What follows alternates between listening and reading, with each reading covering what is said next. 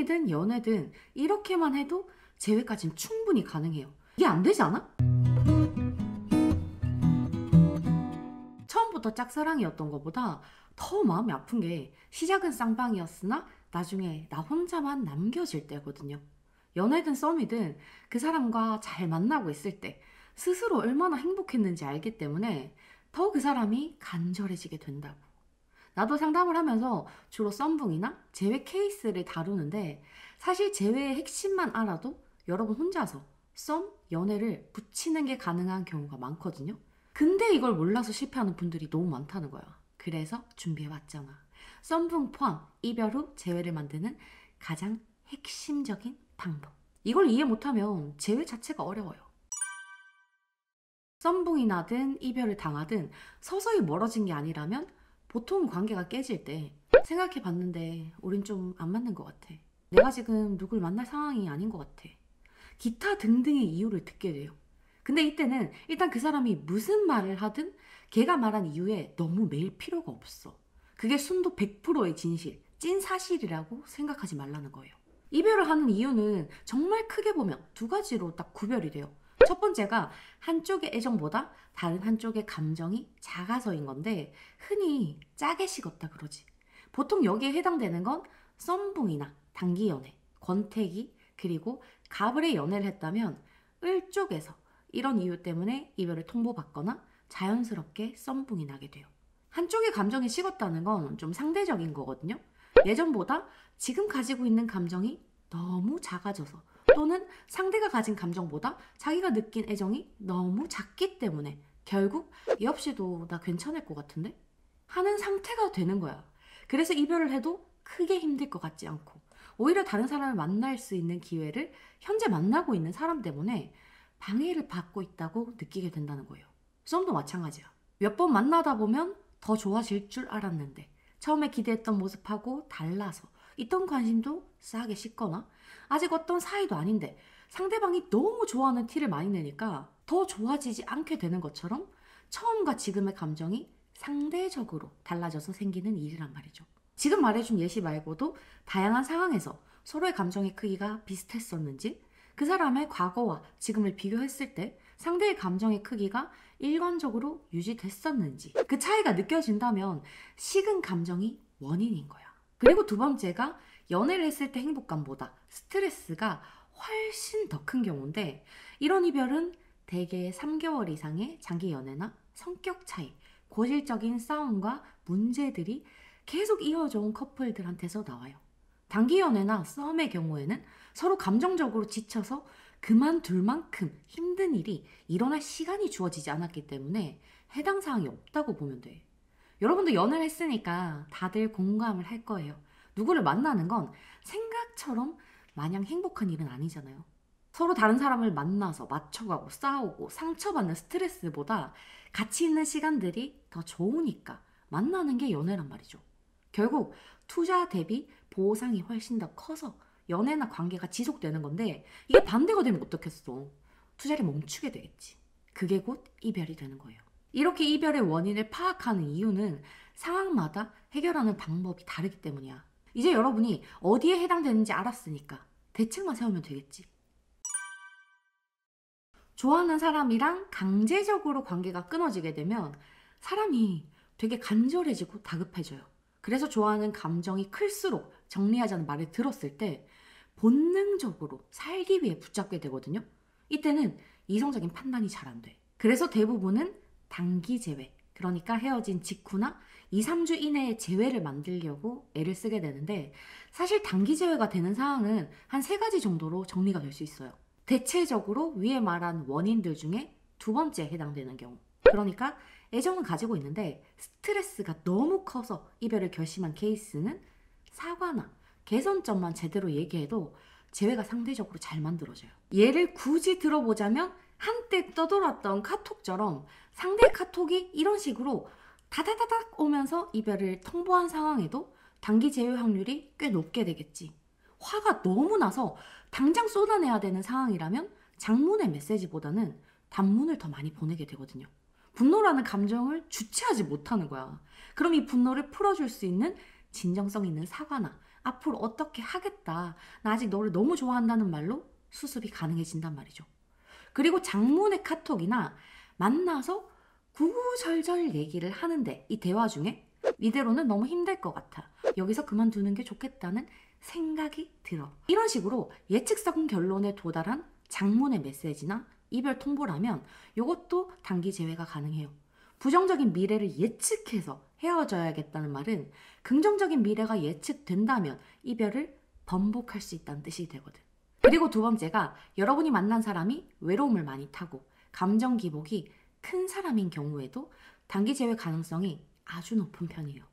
외로움을 많이 타는 사람은 일단 기본적으로 옆에 있는 사람이 사라졌을 때 혼자 남는 쓸쓸함을 늘 염두에 두고 있어. 이게 두려움이란 감정이란 말이죠. 그래서 막상 헤어지자고 해놓고 붙잡으면 마음이 약해지기 쉽고, 헤어지자고 해놓고도 후폭풍이 빨리 오는 경우가 많아서 단기 제외가 쉬운 거예요.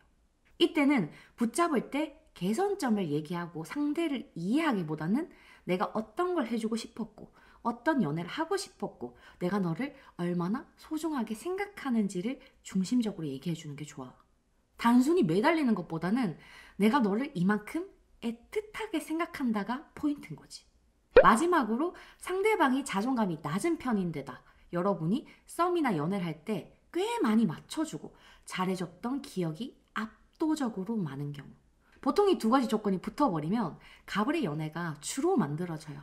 이 경우에는 딱 한 번 붙잡아 보고 이별을 받아들인다는 빠른 태세 전환을 하는 게 제일 반응이 빠르거든요. 누가 봐도 잘해줬고 상대방이 자존감이 낮은 상황이라면 다른 데 가서 다른 기회에 이보다도 나한테 잘해주는 사람을 만나기가 쉽지 않다라는 걸 스스로 잘 알고 있어.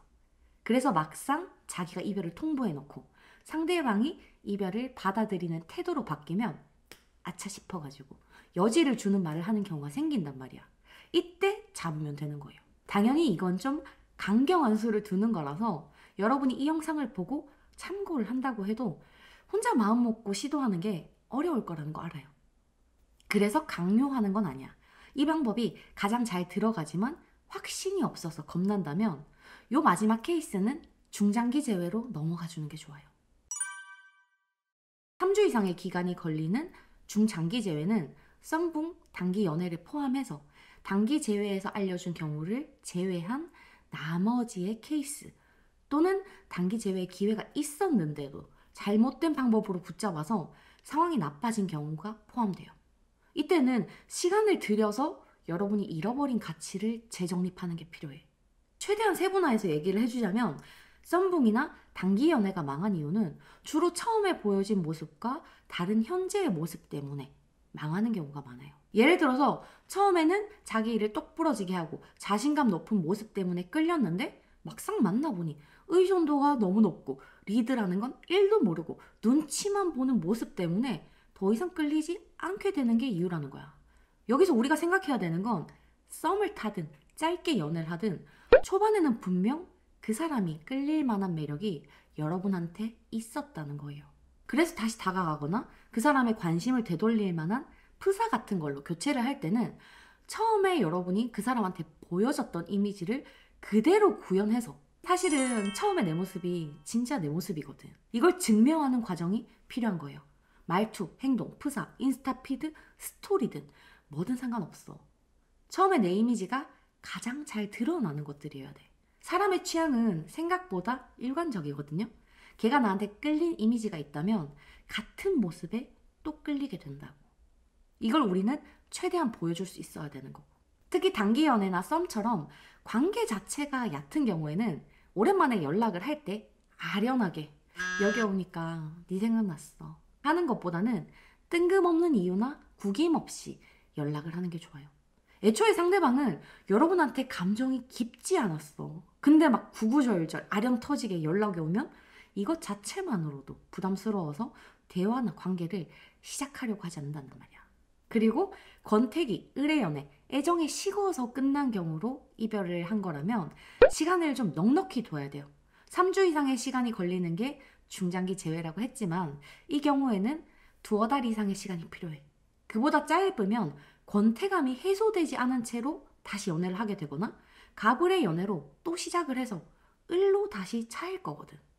이 경우에는 새로운 여러분의 이미지, 새로운 가치를 가지고 새로운 관계를 그 사람과 시작한다에 가까워요. 재회보다는 새로운 연애지. 둘이 어느 정도 만난 사이라면 여러분이 만났던 사람이 원하는 이상적인 연애, 이상적인 사람이라는 게 대충은 그려질 거예요. 아까 연애를 투자로 본다면 연애로부터 발생하는 그 모든 것들은 투자 대비 보상이 된다고 했잖아. 상대가 연애로부터 얻고자 하는 그 보상이 무엇인지 우리가 정확하게 판단을 해야 다시 다가갈 때는 그것을 줄 수 있는 사람으로 들어갈 수 있는 거예요. 예를 들어 그 사람이 안정적인 사람을 원했고 결혼까지 생각할 수 있는 연애를 원했다면 여러분의 사진, 일상들은 친구들이랑 어울리고 행복한 사진보다는 놀 땐 놀고 할 땐 하는 모습, 내 미래에 투자하는 모습에 포커스가 맞춰진 사진들을 쌓는 게 필요하겠죠. 말을 할 때도 요즘 승진 때문에 회식 자리가 많더라. 퇴근하고 나 요즘 학원 다니잖아. 이런 대화들이 나오는 게 좋겠죠. 여러분의 힌트들로 얘가 예전이랑 좀 달라진 것 같긴 한데 얘 많이 변했네? 원래 이랬나? 하는 생각이 들게끔.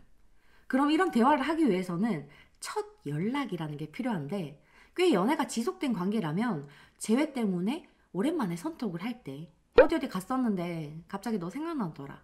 잘 지내고 있어? 여러분의 마지막 모습이 어땠는지에 따라 조금씩 다르겠지만 여기서 좀 더 아련하게 또는 좀 더 담백하게 변형이 스스로 가능하잖아.